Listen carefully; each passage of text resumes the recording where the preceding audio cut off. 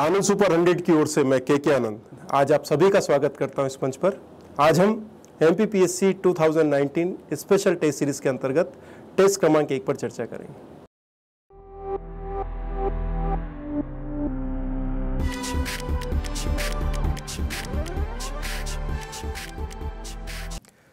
प्रश्न क्रमांक 21, जैसा कि आप अपनी स्क्रीन पर देख रहे हैं, अगला प्रश्न 2018 के लिए मैन बुकर अंतर्राष्ट्रीय पुरस्कार किसे प्रदान किया गया?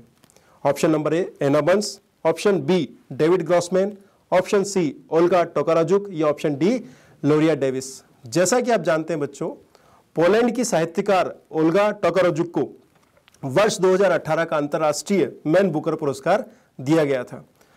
ओल्गा टोकाराजुक का एक उपन्यास है जिसका नाम है फ्लाइट्स। आपसे पूछा जा सकता है कि फ्लाइट्स नामक उपन्यास किसके द्वारा रचित है, तो आपको आंसर करना है ओल्गा टोकाराजुक। आप ये भी जानते हैं कि वर्ष 2018 का अंतर्राष्ट्रीय मैन बुकर पुरस्कार प्राप्तकर्ता ओल्गा टोकाराजुक पोलैंड की साहित्यकार है और यह पुरस्कार प्राप्त करने वाली वह पहली साहित्यकार है पोलैंड की। इसके अलावा ध्यान दीजिए, उत्तरी आयरलैंड की एना बर्न्स, आई रिपीट, उत्तरी आयरलैंड की एना बर्न्स के उपन्यास मिल्कमैन के लिए एना बर्न्स को 2018 का मैन बुकर पुरस्कार दिया गया है। ध्यान रख लीजिए, मैन बुकर पुरस्कार 2018 है एना बर्न्स को उनके उपन्यास मिल्कमैन के लिए, जबकि ओल्गा टोकाराजुक को है मैन बुकर अंतर्राष्ट्रीय पुरस्कार वर्ष 2018 के लिए। प्रश्न क्रमांक 22 आपकी स्क्रीन पर, निम्न में से किस राज्य द्वारा स्वच्छमेव जयते अभियान का शुभारंभ किया गया? अर्थात आपसे प्रश्न पूछा गया है कि स्वच्छमेव जयते अभियान कहां से शुरू हुआ है। आप सभी जानते हैं कि कर्नाटक से स्वच्छमेव जयते अभियान शुरू किया गया है।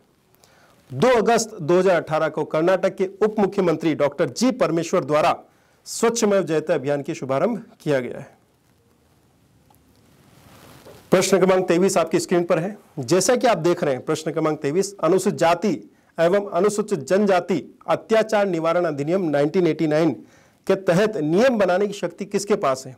तो आप सभी जानते हैं बच्चों कि अनुसूचित जाति अनुसूचित जनजाति अत्याचार निवारण अधिनियम की धारा 23 में नियम बनाने की शक्ति केंद्र सरकार को प्राप्त है। इसलिए इस प्रश्न का उत्तर आपको मिलेगा answer number A, option number ए।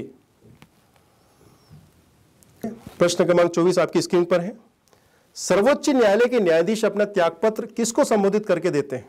प्रश्न का भाव यह है कि जब सर्वोच्च न्यायालय के कोई भी न्यायाधीश अपना त्यागपत्र देना चाहे, रिजाइन करना चाहे, तो वो किसको संबोधित करके अपना त्यागपत्र देंगे? और आप सभी जानते हैं कि सर्वोच्च न्यायालय के न्यायाधीश राष्ट्रपति को संबोधित करके अपना त्यागपत्र दे सकते हैं।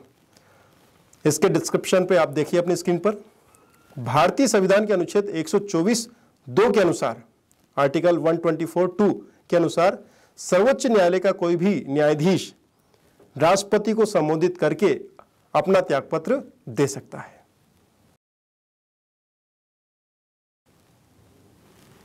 आगे बढ़ते हैं बच्चों, प्रश्न क्रमांक 25 पर। यह प्रश्न मैपिंग से संबंधित है। आपसे सीधा पूछा गया है कि ड्रैकेंसबर्ग पर्वत कहां पर स्थित है, और आप सभी जानते हैं कि जो ड्रैकेंसबर्ग पर्वत है वो दक्षिण अफ्रीका में स्थित है। अगर आप मैप पर जाएंगे, जैसा कि आप अपनी स्क्रीन पर देख रहे हैं, जो ड्रैकेंसबर्ग पर्वत है यह दक्षिण अफ्रीका का सर्वोच्च पर्वत शिखर है। और आप ये भी जानते हैं कि जो ड्रैकेंसबर्ग पर्वत है वो दक्षिण अफ्रीका और लेसोथो 2 देशों में फैला हुआ है। प्रश्न क्रमांक 26 पर चर्चा करते हैं। भारत के कुल ऊर्जा उपभोग का सर्वाधिक भाग किस स्रोत से पूरा होता है? सेंस यह है कि पूरे भारत में वार्षिक स्तर पर जितना एनर्जी कंजप्शन होता है, उस एनर्जी कंजप्शन में किस सोर्स का योगदान सर्वाधिक है? और आप सभी जानते हैं कि कोयला या कि थर्मल पावर वह एनर्जी सोर्स है जिसका प्रयोग सर्वाधिक मात्रा में होता है। जैसा कि आप अपने डिस्क्रिप्शन पे देखिए, भारत में कुल ऊर्जा उत्पादन का लगभग 60% भाग, वह ऊर्जा उपभोग का लगभग 60% भाग थर्मल पावर से आता है। और थर्मल पावर में भी कोयले से निर्मित जो ऊर्जा है वो सर्वाधिक महत्वपूर्ण है। इसके बाद रिन्यूएबल सोर्सेस ऑफ एनर्जी का प्रतिशत आता है जो कि 16% है। इसके बाद में जल विद्युत का प्रतिशत आता है जो कि 14% है बच्चों। प्रश्न क्रमांक 27 पे चर्चा कर रहे हैं। स्वचालित वाहन निर्वातक का सबसे अविषैला धातु प्रदूषक कौन है? कॉपर, लेड, कैडमियम या मरकरी? और जैसा कि आप जानते हैं कि लेड स्वचालित वाहनों से विमुक्त होने वाली वह सबसे अविषैली धातु है जो कि सबसे खतरनाक है। जैसा कि आप जानते हैं कि स्वचालित वाहनों में एंटी नॉकिंग एजेंट के रूप में लेड का अर्थात शीशे का प्रयोग किया जाता है और इसी के माध्यम से मानव शरीर में केंद्रीय तंत्रिका तंत्र, मस्तिष्क, पाचन तंत्र आदि प्रभावित होते हैं। प्रश्न क्रमांक 28 पर चर्चा कर रहे हैं। तुगलक राजवंश की स्थापना किसके द्वारा की गई थी? Option A Firoz Shah Tughlaq, option B Jauna Khan, option C Ghazi Malik या ऑप्शन डी खिज्र खां।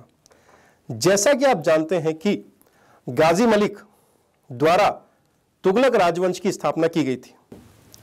जैसा कि आप जानते हैं 1320 में गयासुद्दीन तुगलक, जिसका एक अन्य नाम क्या है, गाजी मलिक, द्वारा तुगलक राजवंश की स्थापना की गई थी। वहीं बच्चों आप यह भी देखते हैं कि सल्तनत काल में गुलाम वंश, खलजी वंश, तुगलक वंश, सैयद वंश और लोदी वंश ने शासन किया था, जिसमें सर्वाधिक समय तक 94 ईयर्स तक शासन करने वाले तुगलक शासक रहे हैं। यह प्रश्न बार बार पूछा गया है, ध्यान दीजिए। अब हम आगे बढ़ते हैं। प्रश्न क्रमांक 29 आपकी स्क्रीन पर। फोर्ट्रान भाषा का प्रयोग किस संदर्भ में किया जाता है? और आप सभी जानते हैं फोर्ट्रान भाषा का प्रयोग गणित के क्षेत्र में किया जाता है। जैसा कि आप जानते हैं institute for economics and peace यानी कि IEEP द्वारा ग्लोबल पीस इंडेक्स जारी किया जाता है और इस वर्ष 2018 में जो ग्लोबल पीस इंडेक्स जारी किया गया उसमें 163 देशों की सूची में भारत का स्थान 136वां है, जबकि आप ये भी जानते हैं बच्चों कि 2017 में भारत का स्थान 141वां है। इस ग्लोबल पीस इंडेक्स के अंतर्गत अगर हम ध्यान दें तो सबसे महत्वपूर्ण या सबसे उच्च स्थान पर है आइसलैंड, जबकि विश्व का सबसे आसान क्षेत्र सीरिया माना गया है।